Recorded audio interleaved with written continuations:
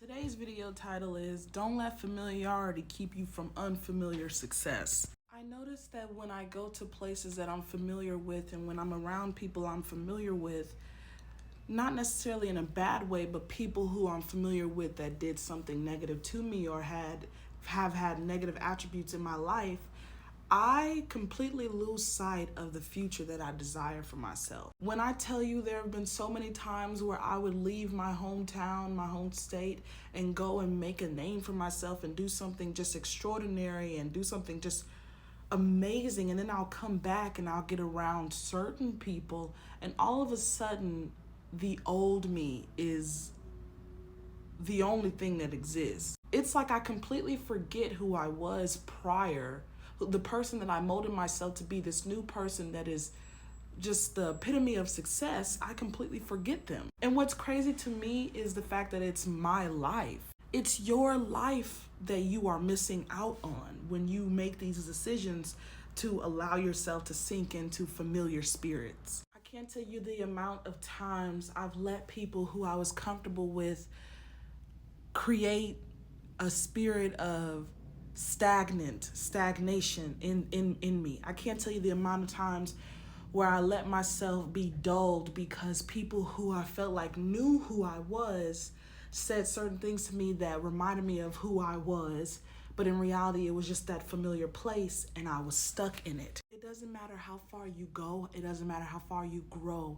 When you have a tendency to go back to people, places, surroundings, or things. That's why I keep telling y'all manifestation is in the environment. When you change your environment, you change your life. When you go back to familiar places, people, and things, and you think to yourself, well, I know who I am.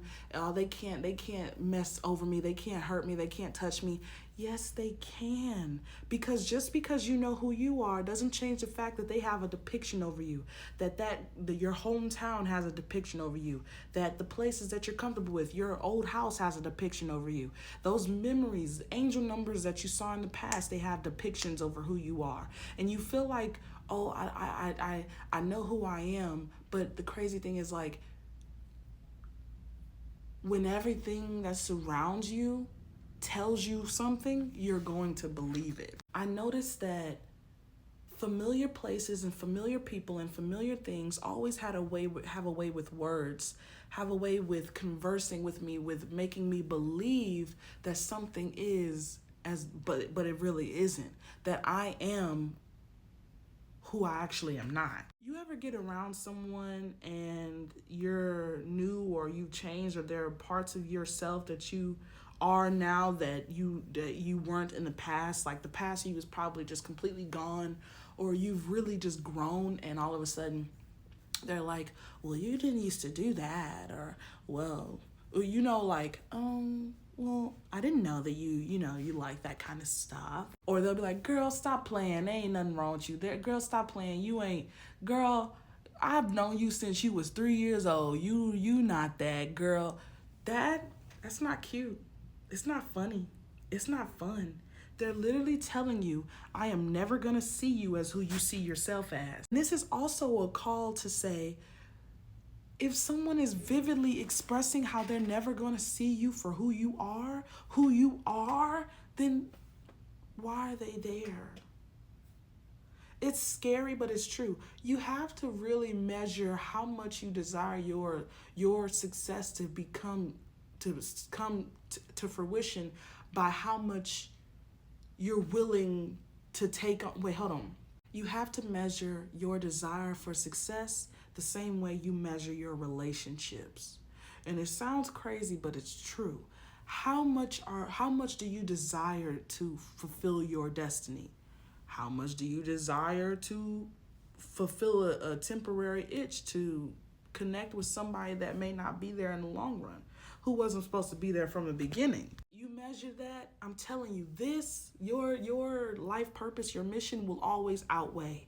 And you will start to question why you can't have Bobby from down the block, who's always going to see you as the same kid who used to piss on himself in the bed, even though now you're a multimillionaire.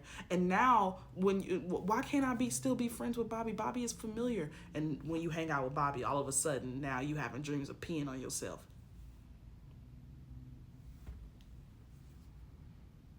You wonder why so many people's dreams, why so many people die and they go to the grave with they say the most creations, the most imagination, the most, what do they say, like the most greatest creations are in the grave. The most greatest ideas are in the grave, in the graveyard. They say that because people, millions, do you know how many ideas could have saved us, but they didn't do it? You have been taught that maybe no, I can't detach from them because, I can just live with the fact that they're going to, suck me dry like 10%. That 10% is keeping you from where you need to be.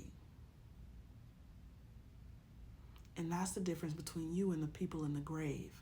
They died allowing people to suck them dry while they had big ideas, big dreams that they desired to bring into fruition, but they refused to escape because they thought to themselves, it's all right, I'm all right with this family member being in my life, even though they hate to see me prevail, they hate to see me go beyond who they think I am. It's all right. It's cool. And they died with those ideas, and they took them to the grave. Of course, consciousness allows those ideas to go into other people that just die. The difference between you and the people in the grave, you have the choice to not let anybody stop you.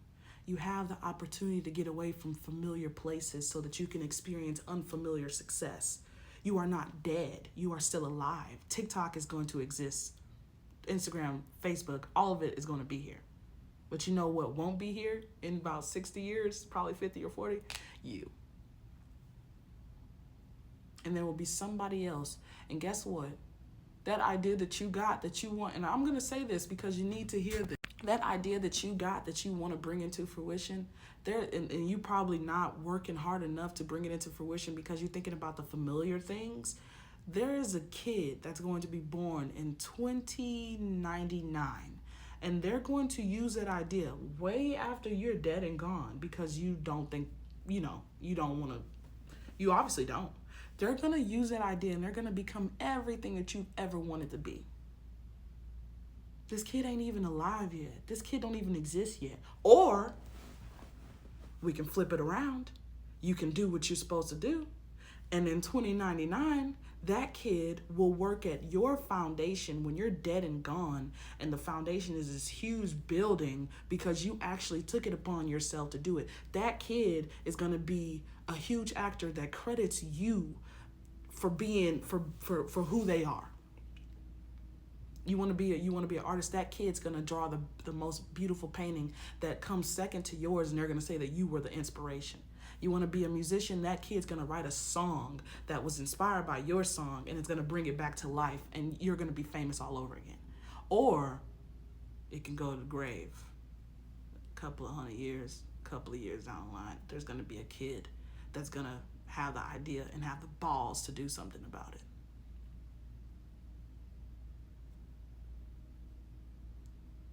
You want familiarity, or do you want unfamiliar success?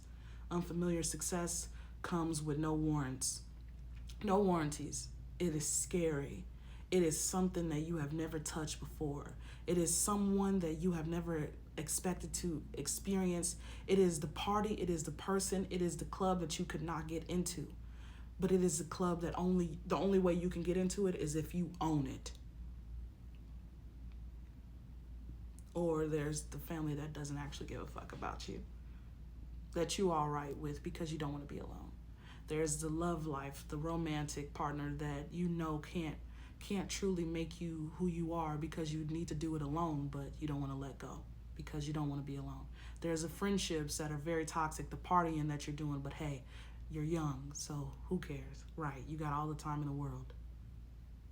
There's that job. You don't want me to get into it because I'll hurt your feelings. There's you going to school even though you don't actually want that degree. It's up to you.